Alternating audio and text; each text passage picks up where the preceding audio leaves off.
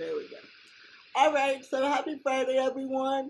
I'm so excited to be here. So excited for this episode. I'm here with my good friend and actually one of my bosses at the Center for Independent Living, Tony Delisle. He's a true rock star. It's such an honor to be able to work at the Center for Independent Living of North Central Florida under his leadership. Prior to working at the center, I got the opportunity to connect and collaborate with Tony on multiple occasions to the University of Florida's OT and PT departments. We would team up and do lectures. And so, a lot of times when I've been on our podcast, The Independent Life, he'll get to rant and rave about me. But today, I'm turning the page and we're ranting and raving about Tony. He talks about me all the time and how great I am, but Tony is a wonderful and humble individual as well. He's a rock star, and many of you probably, if you're familiar with the Center for Independent Living Network, you probably heard the name. He's a fearless advocate, and it's just a true honor. And so today I just wanted to bring him on because a lot of times people within my network, when I tell them where I work, I say the Center for Independent Living, and they're like, "What's that? What does that entail?" Or they think that we just provide one service, or in my case, you've been bombarded and hearing a lot about our high school high tech program, but I wanted to let you know that the center is so much more than that. So who better to be sitting here with me today than none other than my boss, the executive director, Tony Delisle. How are you doing today, Tony? I'm doing awesome. Being Friday and towards the end of the day, I can't think of a better way to end the work week than to wrap with you, Drew. It's you're calling me your boss, but I don't like to be referred to as that. I work with you, and it's just an honor to work with you to help people, and especially students that are in high school and as they navigate high school and as they look towards life after high school, setting them up for the whatever life they want to carve out for themselves. I couldn't think of a better person to have in our ranks working with those students, setting them on the right path than you, Drew. Yes, sir. I appreciate that. So just to get started, we are really big, of course. It's all in the name, independent living. We're really big on that. So, I want to know, Tony, what does the independent life, living independently, what does that look for you? Look like for you? It looks different for everyone, but what does that look like for you? Yeah, that's a great question, and just independence, and living independence and independently, that it's deep actually. The more I examine that, what does it really mean, and the philosophy behind it, um, you know, it's so many things, and to try and keep it simple, I think about, say, my path, for example. I'm somebody who has a low vision disability, legally blind. At one point, I was able to drive a car, but now I don't have the visual acuity to do that. In some ways, that has limited my ability to independently, say, just pick up and drive to another town or around town. I've had to make short life choices based on that limitation. But I think about some of the just like nuts and bolts about the things that I've been able to do or not do in my life. So, in going through school, I've always needed accommodations, written materials, and test taking time, and note taking. When I grew up, chalkboards and stuff were the main way. That now it's PowerPoints and other kinds of things. But there were extra challenges to get through academically. But I was still able to be engaged and pursue academics. And when it came to sports, my choices, were I was able to get involved in most things, even like things that involved eye hand, eye foot coordination. I did soccer, I did baseball, I did football, but I was limited in my capacities and skills because of the eyesight. I eventually landed on swimming competitively. I was able to stare at a black line and go back and forth in a pool for long periods of time and severe states of pain. And was able to do it. So that was great. I was, still able to get involved into, athletics. I got to swim for the University of Florida. I was on a 5-year scholarship. That was fun. That was awesome, exciting. I've been able to, work, on our podcast, The Independent Life. We launched an episode on Labor Day, so I thought it was really good to reflect on Labor Day was a me. But yeah, I soon got into just like I'm so grateful for the ability to work. I've not been able to do all the jobs I've maybe wanted to do for certain limitations, but I've gotten to do a lot of them, and so that's been great. I've been able to foster and cultivate really good social relationships. I've been able to do things within the community, and so I'm saying all those different facets between academics, leisure time like athletics, being able to get, to be employed, to socialize, to get involved in the community. I feel like these are all facets of independent living. There's more. And my ability to live independently may look different than other people's. I've come to know independence as a spectrum, and we all all land in different places on that spectrum in the different dimensions, like academics, like athletics, like work, like social, engagement or community inclusion. Like we may be all in different places in all those different dimensions within the spectrum of independent living. And one of the most common answers I get when I ask people, it's choice. Having the freedom, to make choices regarding our own lives, and what does that agency look like? And if we're making choices to do certain things or to not do certain things, do we have the resources necessary, whether they're accommodations or social supports or other types of things in play, to be able to have that agency to make those choices. So I see that a big part of independent living is the agency to make choices. And then I'll wrap here on my answer because I could go on for a long time. That's a really good question. But going back to the choices thing, I think this is true for all people with or without disabilities. But I think the Stoic. I'm a big fan of Stoic philosophy. The Stoics say it best, and they say, basically, things aren't necessarily good or bad, but it's our choices that make it so. It's whether or not, like, if someone says something, offensive to us, I have the choice of whether I choose to be offended by that comment or not. That's a choice on my part. And so I'm complicit in whether or not I become offended.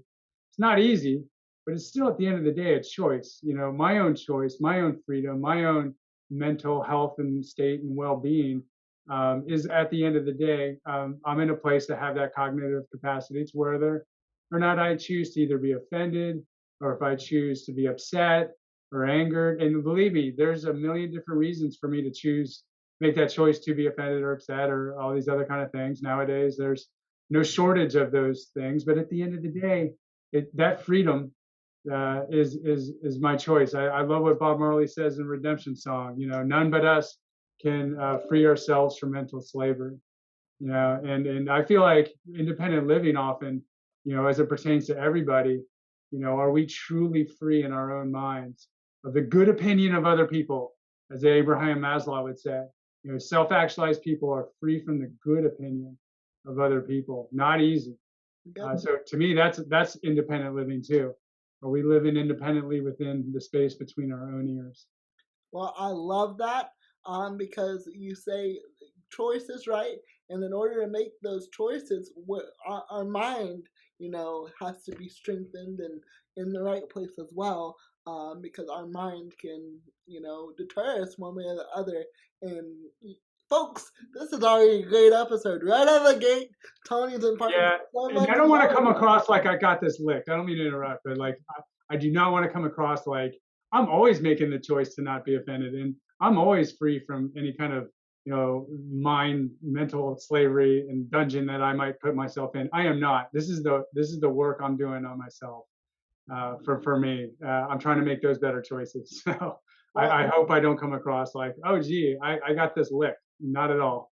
oh no, not at all. For me, I'm just excited to be able to learn. And like I said, you ask that question quite often in our podcast, so Uh, it kind of triggered my mind. What is Tony thinking? Because I never got to really sit down and see what you're thinking. So this is great. One thing that I thought was very cool that you said was in there, besides the mindset and your philosophy there, your extracurricular, the swim team. I had no clue that you were on the swim team. Maybe we'll have to have a race sometime. Someday. I'll have to get my little floaties on, and we'll see what happens there. But oh, that's that'd be a so treat. cool because it sounds. Never knew that because for me. Sports was also an outlet for me in high school.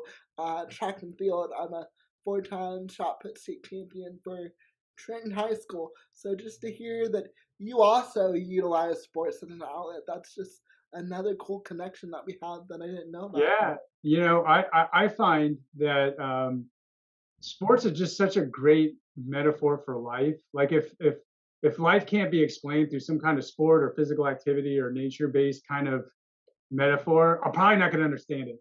It just seems like for me, anything that requires, like, say, physical activity, it doesn't even have to be like a formal competitive sport.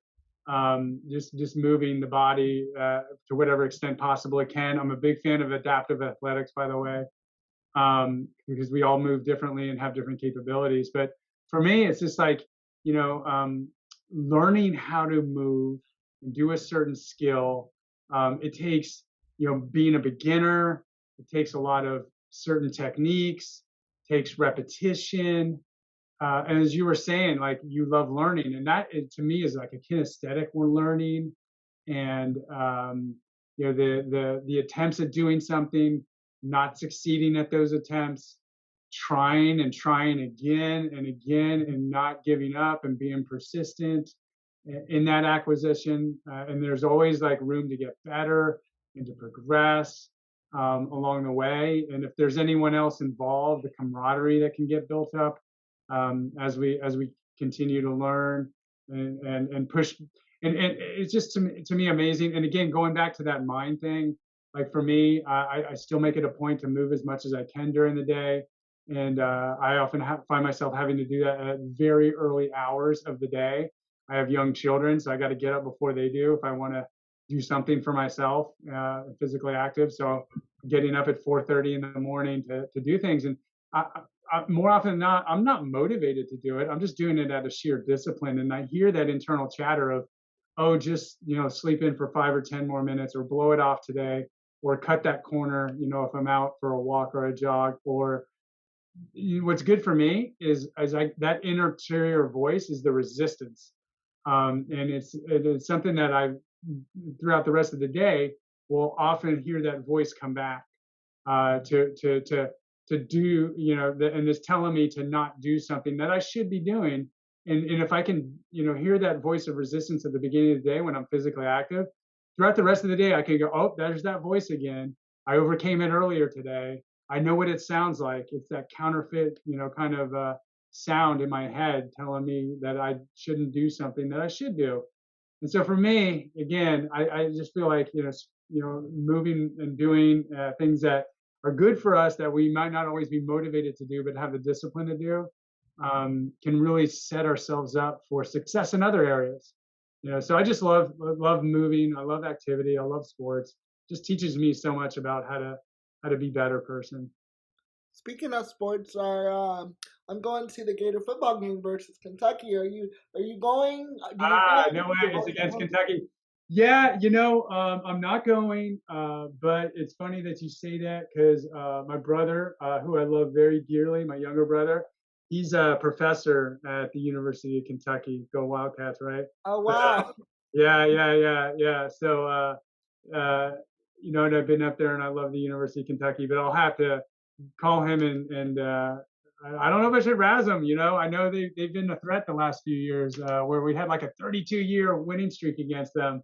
I think that came to an end in recent years, and they got the better of us. So I better not talk junk until after the game. Yep, and it's a night game. It's sold out, so Is it sold out? It could be a thriller. It's gonna. I know the last one was pretty epic. The one with Utah. I'm very excited. My boys have just taken to football as well, and now they're starting to ask questions about it. So I better start following it more than I do. Gotcha. Well, at any rate, go Gators, right? Yeah. So enough about sports. Let's get into the nitty gritty of what you and I do day in and day out to serve others within the North Central Florida community. In a nutshell, what are some of the services that we all provide at the Center for Independent Living? Yeah, so Centers for Independent Living, there's 15 of them in the state of Florida. There's nearly 400 nationwide. So Centers for Independent Living, I'm going to start real broad and go narrow. Okay. But Centers for Independent Living were created from the 1973 Rehabilitation Act. And the purpose of creating Centers for Independent Living was to get people with disabilities out of institutionalized care. If people do their research on the history of institutionalized care, especially as it pertains to people with disabilities, it is deplorable. There was people that were put into warehouse.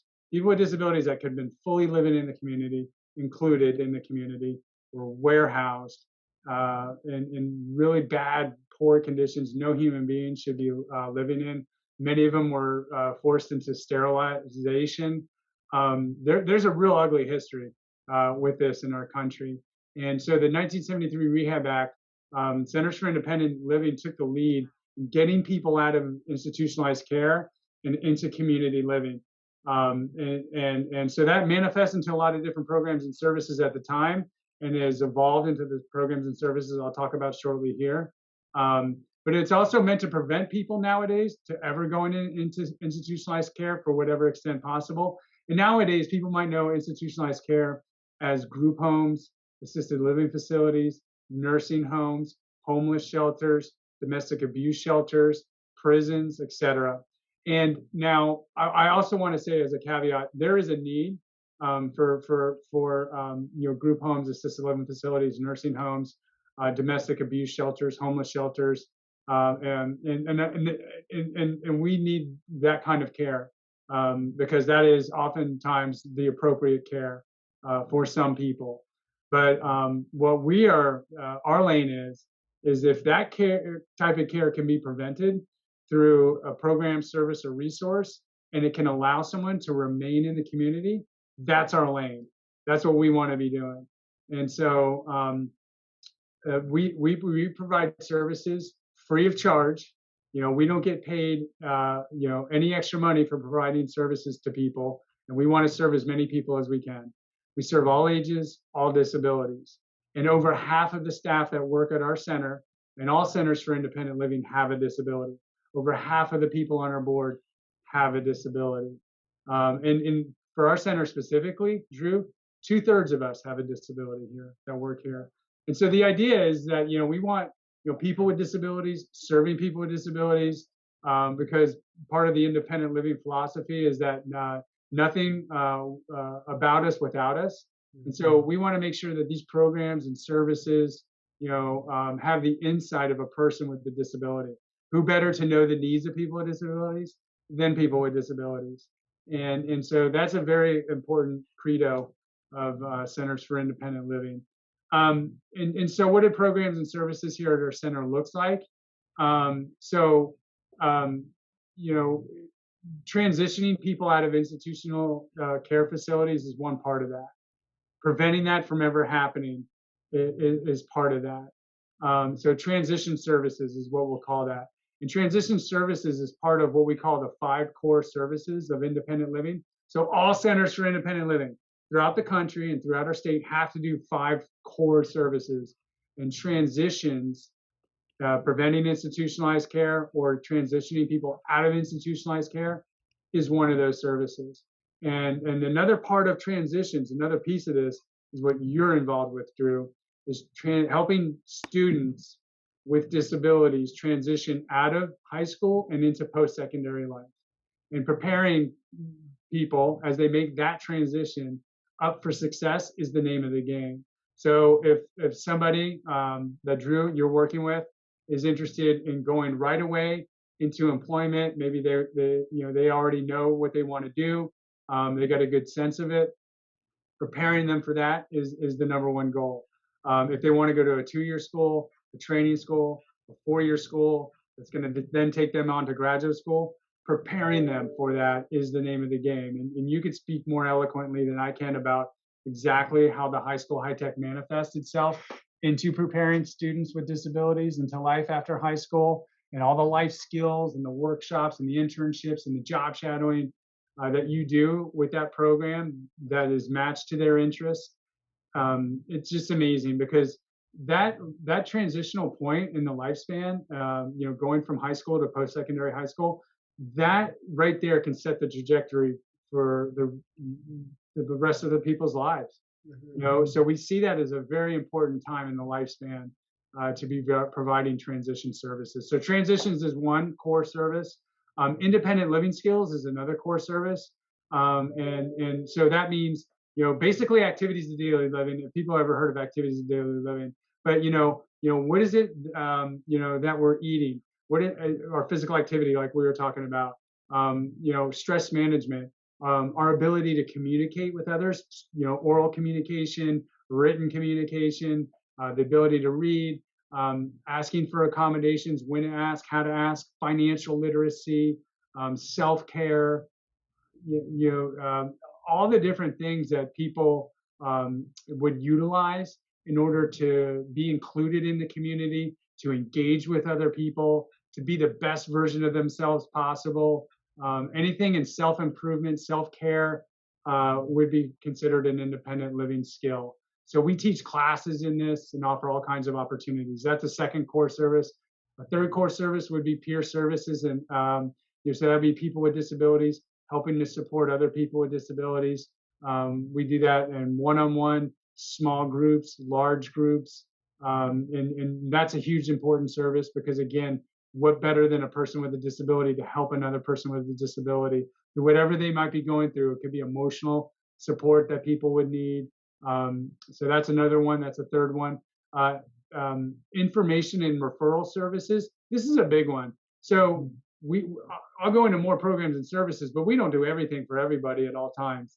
So we got to have great community collaborations and connections and know all the different resources that are out there in the community. So if someone calls us needing the types of things that we don't provide, we got to link them into the people in the community that do provide that service. And it's not just give them a phone number, good luck.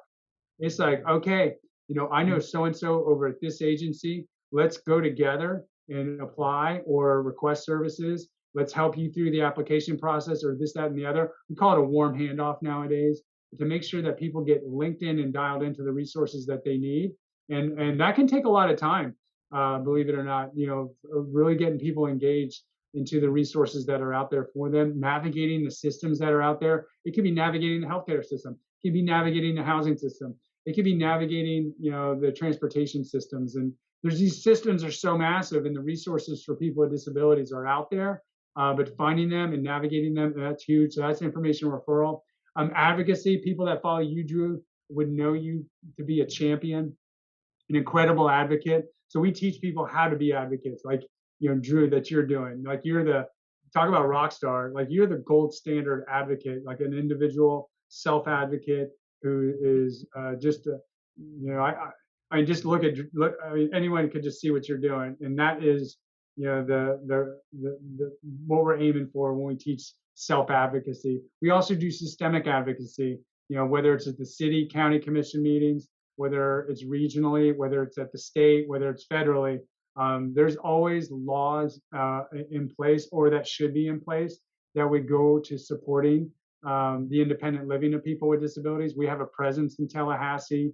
We work very hard to ensure that, to whatever extent possible, fair labor laws, housing laws, healthcare, services, that should be there that aren't there, are there. So we work at a very systemic level when it comes to advocacy. To summarize, then the 5 core services: transitions, independent living skills, peer supports, information and referral services, and advocacy.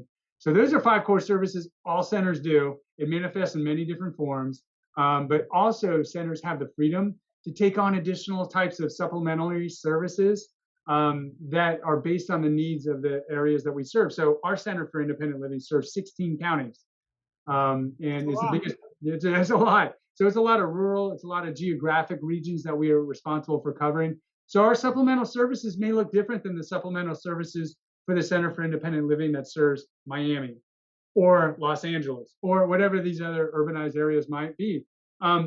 So that's great that we have the freedom to tailor it. And so some of our supplemental services include sign language interpreting services. So people in the community who are deaf or hard of hearing, you need a sign language interpreter to go see the doctor, to go to work, etc. We take those requests. We assign a sign language interpreter to meet you out there to provide those sign language interpreting services. We also do employment services. So, people with disabilities are 2 to 3 times more likely to be unemployed than people without disabilities. Doesn't matter how the economy's doing, that 2 to 3 times greater is always happening. So we work very hard. We have a really good staff of people that their job is to find other people jobs. It's not that is such a difficult job for so many different reasons. But what it looks like is we have hundreds of people at any one time on our caseload that we are actively looking to place into meaningful and sustainable employment.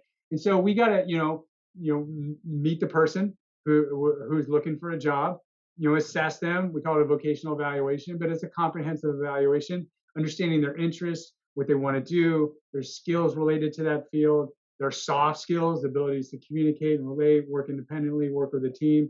And then based on that, we do a lot of what we call pre-employment training in those skill areas. So we assess them, we help train them, we give them interviewing skills, building resumes, do a lot of work with them, and then start connecting them with either on-the-job training with specific employers within the field of interest, or we do what specific placement, we get them the job.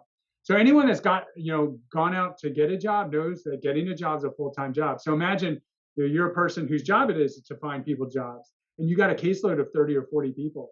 You're trying to find them a job. Each one of them is a full-time job in getting that job. And then, so my hat's off to them. They just do so much amazing work, and to cultivate our, the community of employers. And we have some real good, people that employ people that understand the value of hiring somebody with a disability. And working here at our center, we can easily and readily talk about all the wonderful reasons people should be hiring people with disabilities. The can-do attitude that we have. Drew, you could speak very eloquently about how to adapt and overcome barriers, be persistent, have resilience and determination. That we bring that to the workforce. We bring diversity to the workforce. And so we can speak to that. We can debunk a lot of the myths employers have. Like sometimes employers are subject to believing these things that aren't true, such as, that people with disabilities are more likely to be absent. People with disabilities are more likely to file a complaint. False. We can show the research data, speak to that very eloquently, that it'll cost a fortune in accommodations. On average, most people don't cost anything, or if it does, it's very little, to accommodate. So we just debunk a lot of this. The employment services, they're amazing. We do wheelchair ramps. We put wheelchair ramps into people's homes that need it. It is shockingly offensive how many people in our community, my choice to be offended here, by the way, but like it is very offending, in a way that like how many people are out there that need a wheelchair ramp, that cannot get in or out of their home. And because it's, usually it's income that they just can't afford it, but they haven't left their home. Or if they do, they're doing it in ways that are super dangerous. And so it's just a joy to be able to have the funds to go and put in wheelchair ramps into the homes of people that need them, and assist in any way that we can. We're super involved in disaster preparedness. With the hurricanes that we've had about 5 or 7 years ago, we started getting really networked in to emergency operation centers, the emergency shelters, working with emergency management professionals, because people with disabilities, no surprise, are one of the most vulnerable populations before, during, and after disasters. So we have really ramped up our emergency preparedness and connecting emergency professionals with people with disabilities, making sure that they're ready for any kind of disaster, making sure the shelters have all the accommodations that they need, whether they're interpreters, durable medical equipment, whatever it might be.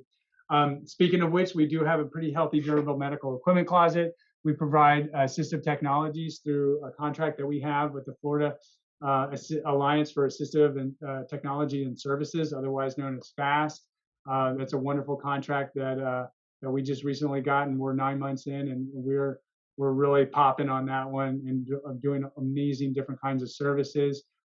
We provide ADA paratransportation eligibility determination services for people. This is our most access and utilized program. More people come to see us for paratransit services than any other program. So we don't drive the buses, but you have to come see us if you want to be eligible, for the fixed route bus systems or the door-to-door private, MV transportation.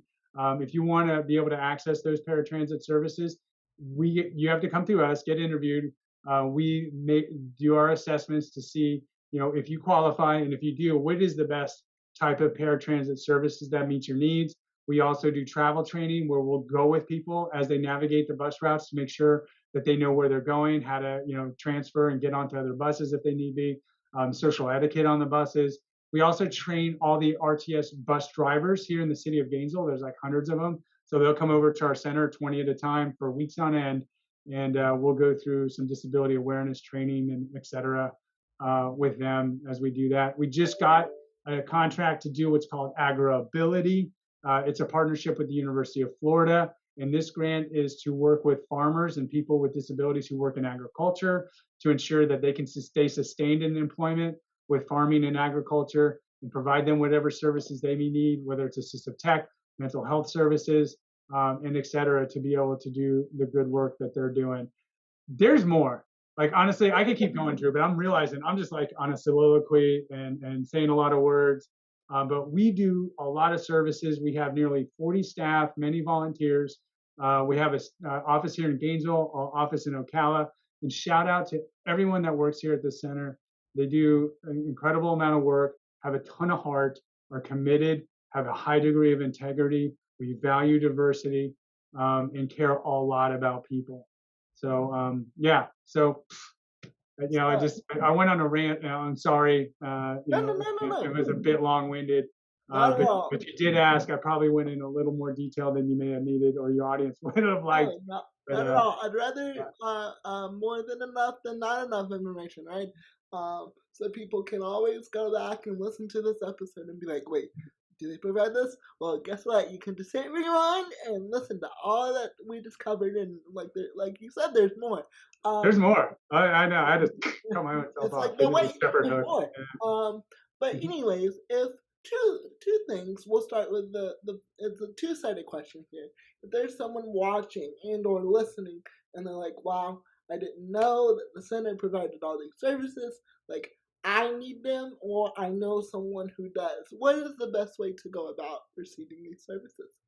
That's a great question, Drew. And yeah, I don't know if you get show notes at all that can get linked up into the episode, but let's get calling us directly on our phone lines would be great. Emailing us. We have an email in which we're on Facebook, we're on Instagram. So there's multiple ways that people can get a hold of us. And then once they do, whether it's a phone call, whether it's an email, whether it's through social media, we can then connect people with the area of interest that they're wanting to learn more about. If they're wanting to understand how to get linked up with the high school high tech program, they need a wheelchair ramp, they're looking to get employment services, a sign language interpreter, we can then almost like switchboard style, like an operator, get people linked up into that. But there's a few different areas there, and we can I can either tell you those numbers or links now, or we can have it linked up into the show notes. Yep. And actually, on the live stream, guys, if you look in the description, you'll see I linked our social media in there. I Cool. already put the podcast in there, so you should see it on Facebook. But also those that are going to listen to this at a later date on Apple Podcasts, which is your traditional room, I'll be sure to put all that in there. I also put Tony's direct email in there. I'm sure that if you ever need anything, or Tony does a lot of advocacy work as well. So if you ever want him to come out into the community and speak to you all, about these services that we could provide, I'm sure he'd be more than happy to do it. Or if you want to be on our podcast, we're always looking for a guest. Either one of us, right? We both know. I believe, other than the producer that we have for the Independent Life, Jasmine, but other than that, it's you're a lot like me, Tony, in the sense that it's just you, right? Running the show, doing it all, contacting people. So it's a part-time job in itself. Absolutely, it's a joy, but yeah, it does take a bit of time. So, and then the second thing is, if someone's listening or watching and they're like, wow, I really want to get either involved, they want to donate their time and their talent, or monetary. They want to get back to the center in some form or facet. What is the best way to go about that? Yeah, kind of the same mechanism, and specifically, I usually will screen most of the volunteers that come through, interns and practicum students if they're connected with a college or university. My position requires me to hire people, so it seems like it makes the most sense for volunteers to come my way. So that email through me would be great. If it's donations, you know Amy very well. She's our associate director, wonderful person. But she and contact me if you have a donation. I'll quickly link you to Amy. And I want to say, to that point of supporting the center, to my following, first of all, I just want to say thank you all so much who supported us back in April for the amazing give. We actually had a contest in the office, and because of my network and because of y'all's giving, I won the contest, and I just want to keep that going. Let's not stop it there, right? There'll be a couple different upcoming fundraisers that we're hoping to get plugged in with and involved with. So when those come out, please be sure to stay tuned to my social media, the center's social media, and we'll put all that out there. And just everyone who's supported the center in any way, and most recently supported my high school high tech program in the capacity that you all have. I could not do what I do and be so successful and have launched this new reward program initiative without you all. Yes, we are grant funded and we do get some funds, but guess what? Being under a grant means there's stipulations on things that we can and cannot buy with those funds. But thanks to your donations, we're able to do a little extra and make sure that the kids and the youth have the most well-rounded experience. So whether it's high school high tech or whether it's our rent program or anything at all, we appreciate all the support that we've been given from the community, and we could not do what we do without you all. Amen. Yeah, Drew, I was really happy to hear this morning on our staff meeting that so many of your followers were able to donate to the request list that you have. That says a lot about the people that follow you and a lot about you as well. And yes, like Drew was saying, we have strings that are attached to our grants, and the money that we get doesn't just go far enough to be able to operate the programs to the level that we're even asked to, but let alone the standards that we have in serving people. So thank you all for those of you that did support Drew or will be supporting Drew in his efforts to help folks. And you all know that Drew's a perfectionist. It's a blessing and a curse. So when I get told no, I'm like, nope, there's a way around this. We might not can fund it ourselves, but there's a way. So where there's a will, there's a way.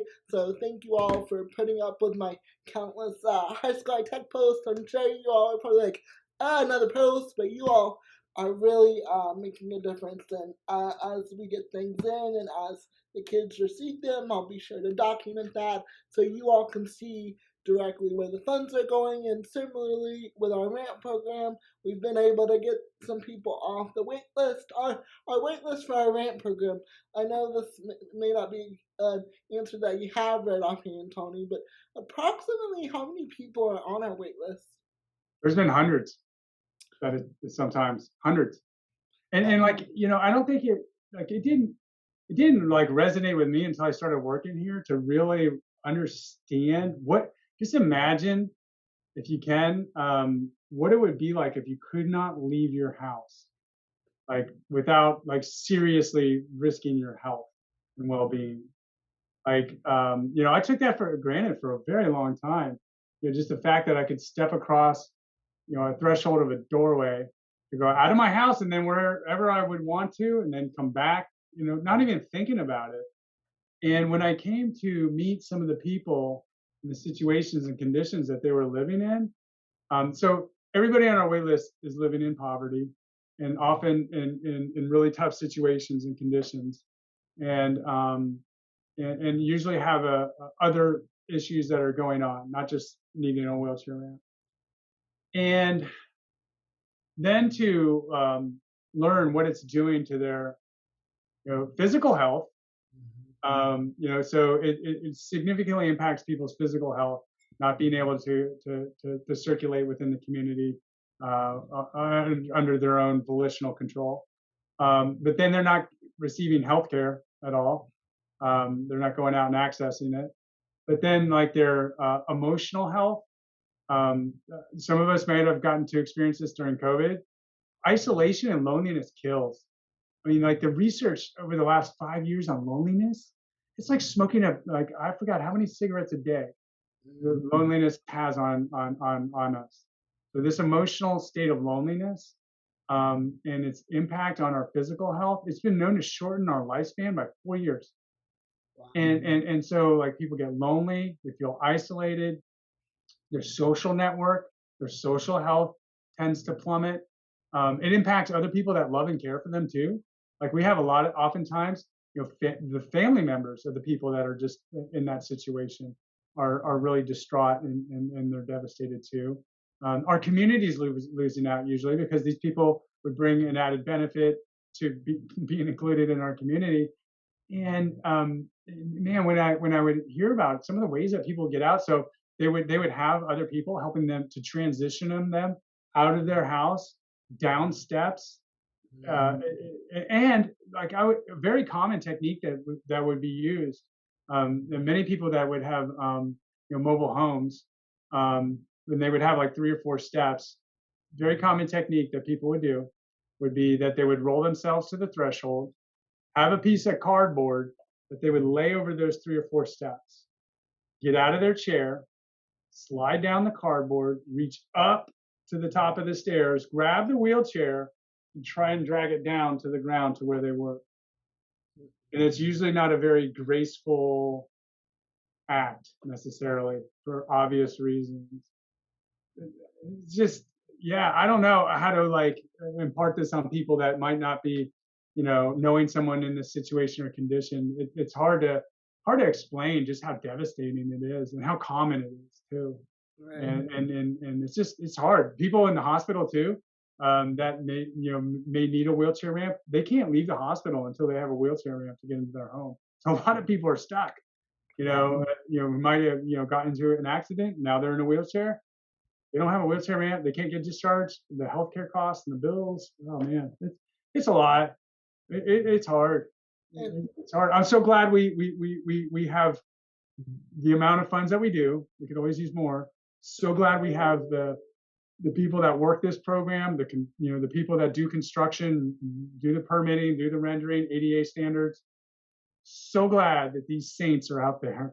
It's very fortunate because there's no other program that does this outside of the VA doing this for people, veterans that have service-connected disabilities and that were honorably discharged. I don't know of another service that does this.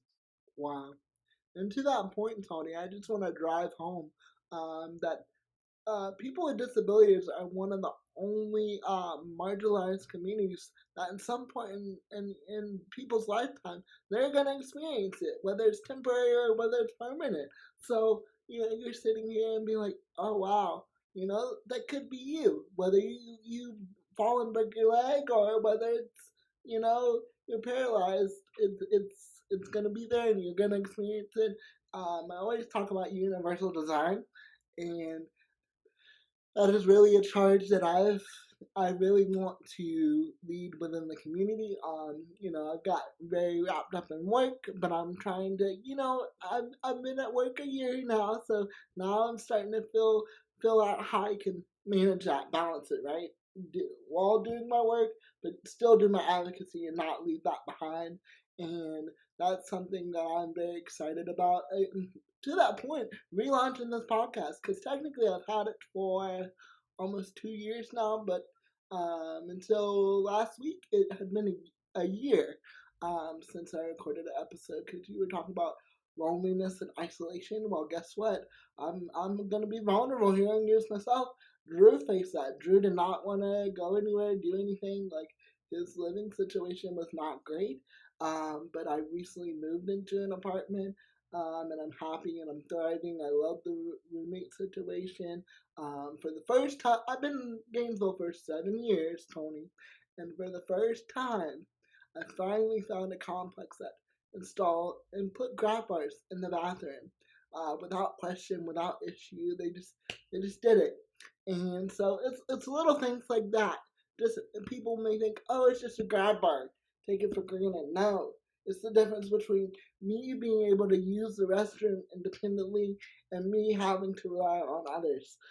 So I'm just happy to be back. I got my mojo back, and I said I was gonna bring this podcast back bigger than ever. And talking about my support network, it's huge because I'm like, it's not going to take off the way I want it to, but I'm completely booked through the month of September. And I already got people wanting to do October, so it's been a whirlwind. And if this launches the way I want it to, who knows? Maybe I can be a contributor of some sort, whether it's here locally or on the national level, to some kind of news organization giving me like a disability beat. Like, we had talked about doing that on our Independent Life podcast for a while, like hot stories or key points to know or something like that. So I'm just blessed, and yeah, I want to let people know that it affects everyone. Just because you see Drew out here grinding and smiling, he struggles too, and so does Tony. We're all human. Absolutely. I'm glad you mentioned that, because I feel like isolation or loneliness or like just the conditions of the pandemic have us more compartmentalized and isolated and all these other kind of things. And as we've reopened our center and opening back up again, it still hasn't been the same flow through here. Talk to other organizations that serve people, and it's kind of the same thing. I hear this sometimes from our teachers, but it seems like we've been almost habituated now to not circulating as much in the community as before. It's kind of like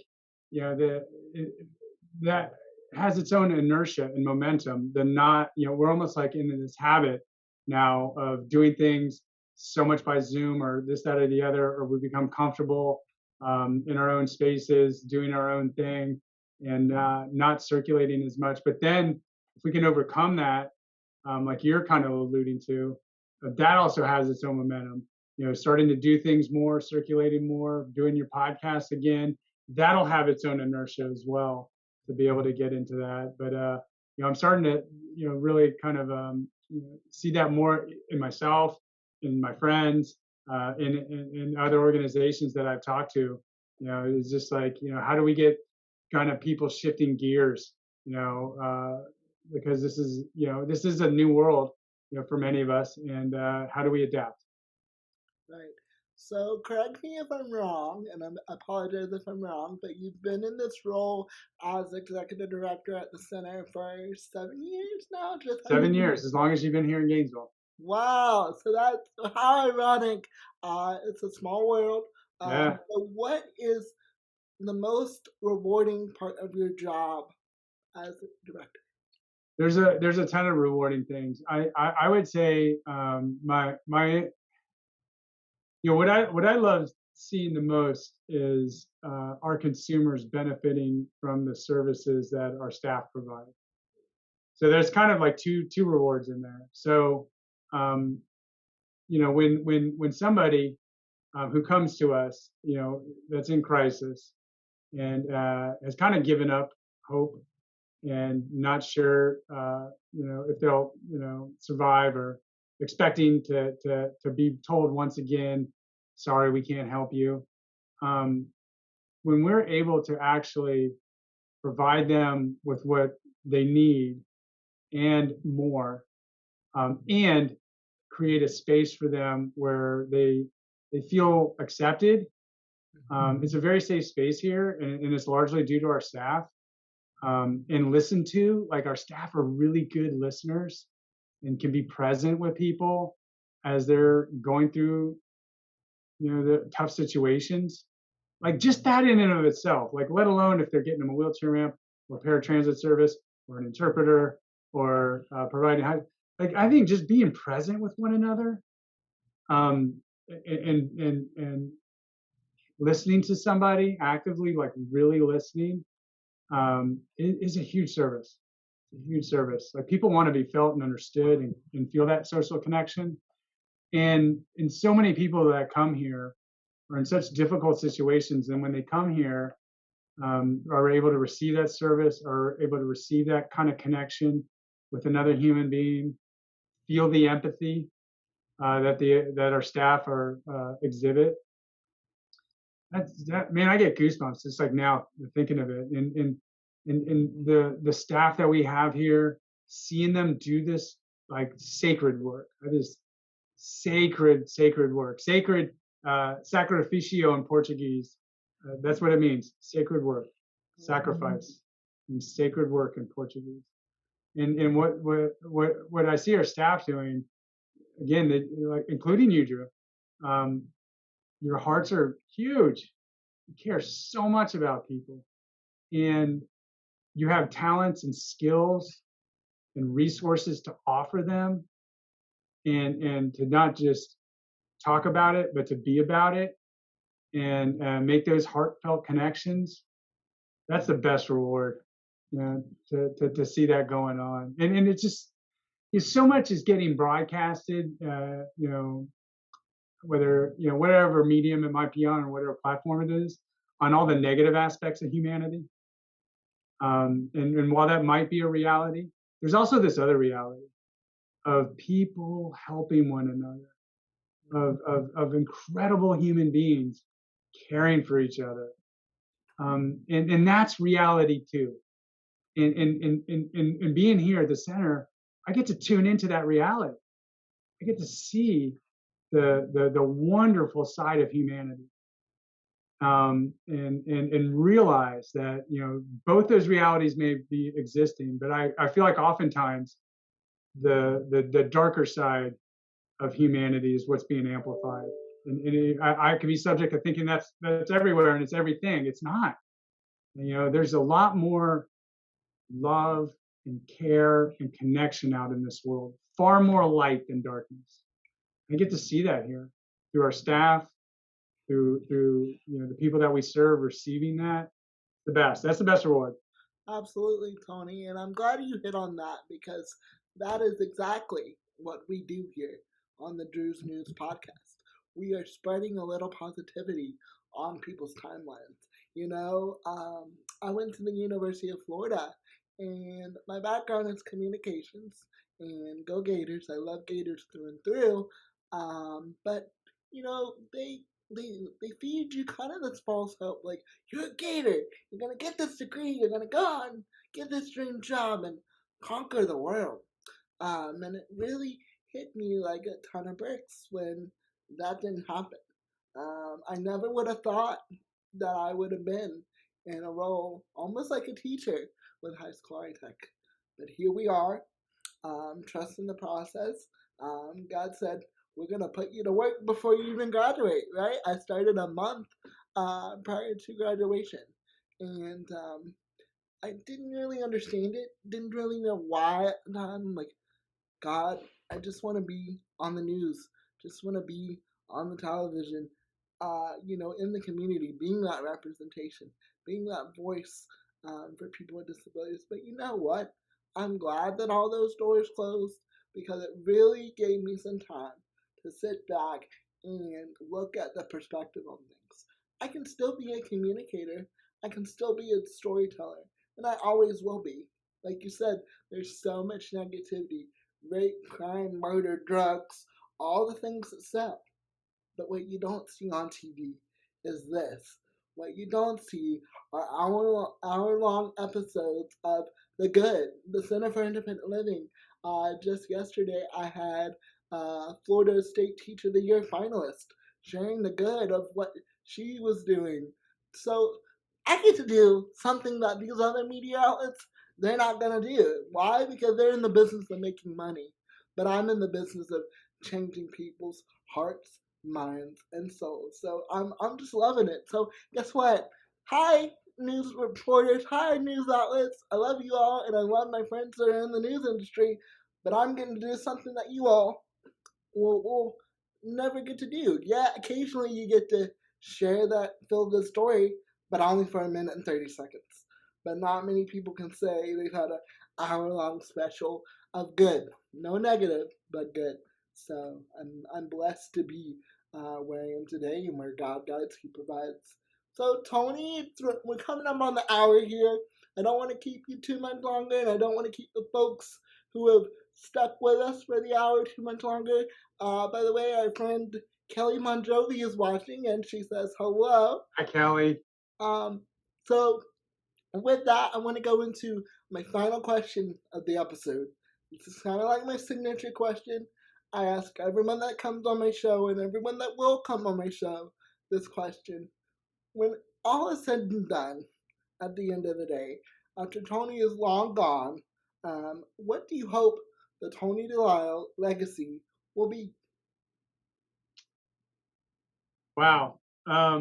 Before I answer that, as far as planning one direction and life taking you in another direction, it reminds me of well, it was a bumper sticker or not, but it should be, is like, we plan, God laughs, and has other intentions for us. Yep. I can think to myself, my at least professional aims and where I'm at now weren't exactly the same. And over time, and I think you're already alluding to it, there's a reason for it, and it's awesome to see. So I would like to think that it wouldn't be about me as much, whatever that legacy or whatever it is, or accolades about me, but perhaps maybe the people. If I've gotten to touch people, it'll be more about them. It'll be that I was able to be a good husband, that my kids were able to learn something from me and grow up to be kind, giving people. That the people that I was able to serve benefited in some way in their life. Their life was enhanced somehow, some way by that. That I was able to put the resources into place for people that, like you, Drew, are doing the excellent work that you're doing. Like it's my responsibility to make sure you're set up to succeed. So I technically work for you. I technically I'm here to make sure that you're in a position to where you can serve the best that you can. And so in some ways, I hope I'm not remembered, but I hope the people that I've encountered are just living better lives. For having just encountered me in whatever fashion or role that might be. I just just hope that anyone that I meet or greet or come into contact with I just hope that somehow that experience, I know I'll be learning and taking that with me, and I hope I can do the same for other people. I think there's a quote, and I'm going to paraphrase it, that teachers are like bridges. They help to facilitate the learning of their students from one point to another. If they do their job right, those students themselves are going to go build bridges of their own for other people to cross from one understanding to another. So, if anything, I hope that I could have been a bridge in people's lives, and that they'll go on and build bridges of their own. Mic drop, perfect departing words from Tony Delisle right there. And I'm not gonna say what, but I'm just gonna say stay tuned, because this is not the end of Tony and Drew. We're working on some future collaborations, some exciting things, and hopefully they'll come to fruition. But I appreciate you for your time, your talent, your treasure, your leadership. Everything about you, Tony, screams, hey, I'm a rock star. I'm born to lead. Thank you, Drew. It's an honor and pleasure to work with you and to know you. You help me be a better version of myself, and that gift is priceless. Thank you, Drew. All right, so with that, you just listened and or watched another episode of the Drew's News Podcast. And if you or someone you know is a ray of sunshine and spreading positivity a little bit everywhere they go, and they want to be on the show, it's as simple as contacting me via social media on all platforms at Drew D's Reports, or emailing me at dsreports@gmail.com. And as always, remember, if you can dream it, you can drew it. And I hope y'all have a wonderful Friday and a wonderful weekend. And hopefully you'll be able to cultivate. Hopefully Tony gave you some great parting words there, parting knowledge. Hopefully you have a better understanding of the center. And hopefully we can get some volunteers and or support in the center to continue to support our mission of helping people with disabilities live their best lives. Have a great weekend, everyone.